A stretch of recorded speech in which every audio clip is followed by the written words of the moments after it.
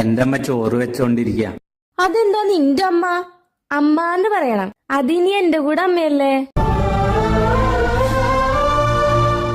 അല്ല, റീചാർജ് ചെയ്യണമെന്ന് പറഞ്ഞിട്ട് ചെയ്താ?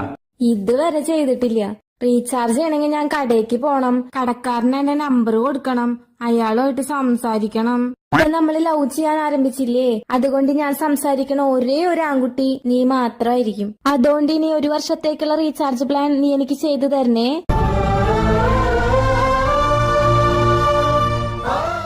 എടി, നീ എന്താ ചെയ്യുന്നേ?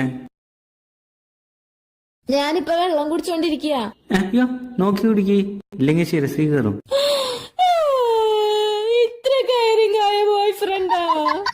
ശരിടി, അമ്മ വിളിക്കുന്നുണ്ട്, ഞാൻ പോവാ.